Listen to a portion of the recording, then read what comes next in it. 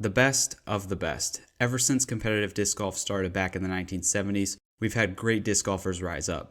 Players out of nowhere start to dominate, and there's plenty of them. Different regions, different decades, these players have shown that they are the best to ever play the game.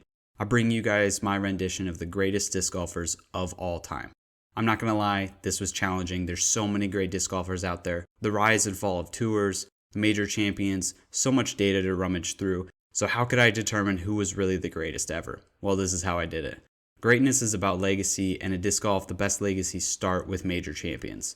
So I started there. Every player on my list was a major champion at one point or another. That was the start of the vetting process. The rest is an accumulation of wins on tours, wins in general, all-time earnings, and some stats gathered from different articles about disc golf. Now for this video, just to clarify some things, this is as if disc golf stopped today. I will say nothing about potential of the players, only where players are at right now. In order to be great, you have to win, so we'll be pulling wins from the National Tour and the Disc Golf Pro Tour, which we will call the Elite Series wins. Also, A-tier wins will count, but since there are so many of them, they're just useful for a better grasp of how the players succeeded. These guys have already cemented their legacies. It's time for me to determine where they fall in my top 10. We've got some really great players to get through, or should I say, the greatest players to get through. So let's get started. But first, these are a couple of the guys that just barely missed out on being on my list. Here's my honorable mention. Jesper Lundmark, two-time major winner and a dominant European player. Jesper Lundmark is one of the best European players to ever play the game. Both of his major victories came in dominant fashion in 2008 and 2009. Jesper just misses out due to a lack of wins on the tours in the US. Jesper was a great enough player for me to have to mention him though. Eagle McMahon, short career so far, but utter dominance from Eagle. Only 4 years of winning at the top level, and Eagle has proven himself as one of the best. 2 major titles and 11 Elite Series wins. Eagle has proven his worth. Not there yet, but close enough to be considered. I felt putting Eagle at honorable mention was right where he deserved to be. Avery Jenkins is a 3-time major winner and one of the best disc golfers in the 2000s. The majority of his success has come from these 3 majors. I mean, being a multiple major winner is so hard, so when Jenkins won a Japan Open, a Players' Cup, and a World Championship, he has to be considered. We're going to have players on this list that have less major wins than Jenkins, but when it comes to his success, that's really what it's about. He does have a couple Elite Series wins as well, as he's accumulated a great record when it comes to the earnings list. For me, personally, I ran through this video and made the top 9 with confidence. They made sense to me. For the 10th spot, I had a lot of trouble. But what I do constitute as being great and being one of the best to ever do it is very highly rated in majors. Like I said, it's your legacy. Jenkins leaves behind 3 major victories that helped to get him on my list. This may come as a shock to a lot of you guys, but before all the drama happened with Nikko, he was easily a top 10 player. Of course, his reputation is hurt after what happened this year and with the suspension, but when we look solely at his record, he's a very obvious pick. Been a top player all the way back since 2008, Nikko has quite a list of accomplishments. A 2-time major winner, 2009 USDGC and 2010 Japan Open. Here's our first introduction to one of the stats that I used. Ultiworld came out with a great couple articles calculating the GOATs of disc golf. One stat they created was career points. These points are based off of player rankings from every year they played professionally. It's weighted a bit towards players who were able to win more recently due to the consensus that it's just harder to win nowadays than it was compared to back in the 80s. Much more talent now, and Nikko is ranked very highly on this stat. Coming in at 8th in career points and 6th on the all-time money list, Nikko is easily a top 10 player of all time. The money list does account for inflation, just an FYI. His 6 Elite Series wins help as well, making his case for one of the greats. From his first major title in 2010 to his last in 2014, Will Shusterick was one of the best disc golfers we had yet to see. Alongside a couple of National Tour wins, Will Shusterick was dominant in one category that made him on this list. Will was a great player, and he did win one of his majors over in Europe, but his biggest success was USDGC. 2010, 2012, and 2014 USDGCs were all taken down by Will. Twice he won by 2 shots, but one of the craziest moments in disc golf is when Shusterick won in 2014 in a 3-way playoff. It will go down as one of the best playoffs ever, with Will having a couple easy chances to win, then finally pulling it off. He has not had much success in the later part of his career, but when he was winning all those majors in those 4 years, he established himself as a dominant player. He ranks at 11th in total career points, but when it comes to his major finishes, he is a top contender. In every stat I used, this guy popped up. The only reason Rico isn't further up on the list is because he only has 2 major titles. When it comes to the rankings for all-time stats, Rico is in the top 10 of everything. Top 10 in all-time earnings, 7th in career points. Rico has to be considered as one of the greats. The early 2000s is when Rico played his best disc golf. From 2000 to 2008, Rico won 2 majors, both of them Japan Opens, and 5 Elite Series wins. He won a ton of A-tier events as well, but when it comes to how high he is on my list, it has to do with him being on the top 10 for every stat. Earnings, career ranking, Rico is all right there with the rest of the people on my list. I know I said that winning matters, but one of the stats used in my preparation was career points, and that's based off of how you were ranked each year you played. Rico was consistent. He was able to defeat a couple players that are higher up on this list in some very big events. He may have been overshadowed by a couple other players during his time, but I think he holds up when it comes to the greatest ever. It's hard to talk about the history of disc golf and not mention Nate Doss. As far as my list goes from here on out, it was easy to get these players on it. Ranking them was much harder. But I know when it comes to a player like Nate Doss, his accolades will not let me down. A 4-time major winner, 3 world titles and 1 USDGC title, one of the most dominant players in the era of the National Tour circuit, Nate Doss was able to make himself one amazing resume. 2005, 2007, and 2011, he was able to win the World Championship. During those 6 years, he won 8 National Tour titles. He sits in the same spot in career points, 6th, with there being a very wide gap between him and Steve Rico.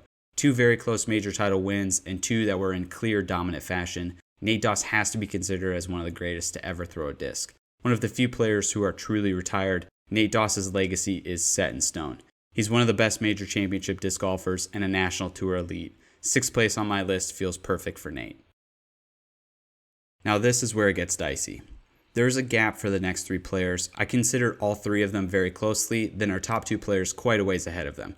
The first of these players is David Feldburg, the 3rd most winning major champion of all time. Feldburg's 7 major titles came over a span of 6 years.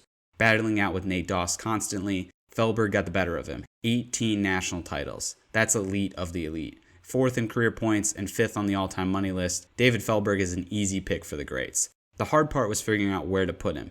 He dominated the National Tour, dominated major championships, and was able to dominate disc golf for the years that he thrived. The crazy thing about Feldburg is that he never won multiple majors. They were all in different events. He won twice in Europe, once in Japan. He won just 1 world title in 2008 by an incredible 14-shot difference. And then he also only won USDGC once and the Players' Cup once. The Players' Cup hasn't been around for a while, but the rest of those are events that the greatest have all won. And Feldburg was able to take it down from all over the world. That's his greatest achievement. He won a major title in every single region that had a major. Dominant in the US and around the world, David Feldburg is my 5th greatest player ever. Overshadowed by one man for the early part of his career, Barry Shultz was still able to become one of the greatest disc golfers of all time. 5 major titles, 3 USDGC, and 2 world titles. Barry Shultz is one of the highest paid players of all time. Now this is where the controversy will start. He is in 3rd for career points, this is true, and he's won 17 National Tour events, just behind by 1 to Feldburg. I'm not going to name drop to spoil who is ahead of him, but one of the guys in the top 3 has been very dominant, and the man always behind him, Barry Shultz. This only hurts Shultz's legacy since when we talk about the era of disc golf when Barry thrived, he will always be overshadowed. His back-to-back World Championships in 2003 and 2004 were both some of the most dominant wins in World Championship history. In 2004, he won by 9 shots. In 2003, it was by 6. His legacy will always be tied to another. He could have been known as the guy who always came in second, but Shultz later in his career was able to pull through, dominate the early start of the National Tour, and win 5 majors that helps him make one of the staples in disc golf history. Disc golf was built by the great players who battled it out, and the sport wouldn't be where it was today without Shultz. Ricky Wysocki is my 3rd greatest player of all time. Maybe a controversial take putting him in front of both Feldburg and Shultz, but here's my reasoning why. I'm going to use this argument again, but this is the first time you're going to see it. It is harder to win now than it was in the past. That's simple math. The sport is growing continuously, great players rising up out of nowhere to challenge for titles. The less people who play the sport, the less talent there is. Using that argument, the way Ricky has succeeded over the last decade has been extreme. 6 major titles, 22 Elite Series wins, those both being on the Disc Golf Pro Tour and the National Tour. He is 3rd on the money list and 5th in career point total, just falling short of Feldburg and Shultz. So if the sport of disc golf was to stop right now, and we took a look at what everyone had accomplished, there's no way you're going to say that Ricky dominating with the same stats as Feldburg and Shultz, but doing it in the 2010s and 20s is not a greater player. He's consistently winning out on tour, 6 major titles. He's a dominant force in the hardest era of disc golf that we've seen. The more money that comes into the sport, the more talent arises. Ricky has withstood the test of time, top 3 greatest player ever. Ken Climo is the greatest world champion in disc golf, ever.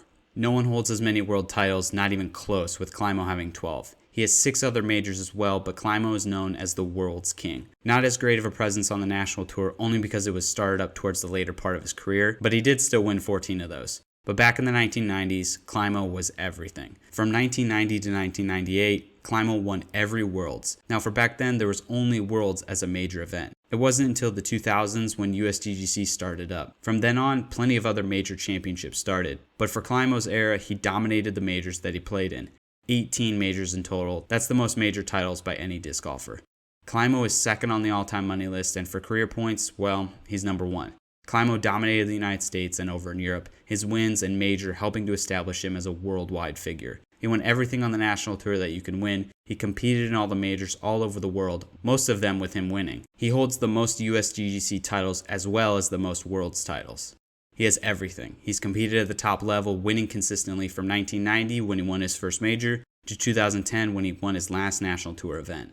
20 years of being in the discussion, out on the tours, dominating players like Rico, Shultz, and towards the end, Doss, Feldburg, and Jenkins. He's beaten every player on this list until his era ended in 2010. Then another took his crown. So why is he not the greatest disc golfer to ever play the game? That question is answered by who is number 1.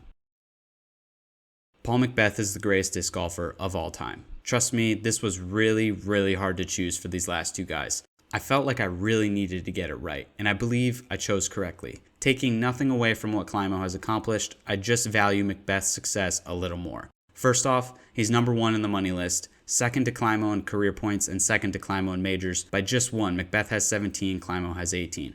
Yes, McBeth has had more chances at major championships than Climo had. I did take that into consideration. Climo dominated the 1990s, but when we look back at that era, there was no tours, no national tour, or the Disc Golf Pro Tour. Climo was incredibly successful in the early days of disc golf when it started to grow, but just like for Ricky, I value success in the last decade higher than success previously. Winning a major championship from when McBeth won his first in 2012 to when he won his last just this year is way more valuable than winning in the 90s. McBeth has stayed at the top while the sport has seen its changes from the National Tour, the Disc Golf Pro Tour, then the Pro Tour absorbing the National Tour. During these times, McBeth has been the best player. From 2011, when he won his first National Tour, McBeth has dominated the sport, winning Worlds, USDGC, the European Opens, European Majors, and an Aussie Open. Competing at the highest level currently, McBeth is still on top. Might not be the best player every year, but guess what? The competition nowadays is insane. Where money goes is where the talent goes. So in the end, I value what McBeth has done winning since 2011 until now higher than what Climo accomplished at the early stages of disc golf. Paul McBeth, if disc golf stopped right now, I would consider him the best to ever play. Thanks for watching, guys. I really do appreciate it. Like and subscribe if you enjoyed this content, and make sure to check out my channel. I have plenty of other videos just like this. Make sure to comment down below who you felt should have been in the top 10 or anything you guys would have changed with my list. See you next time. Cheers.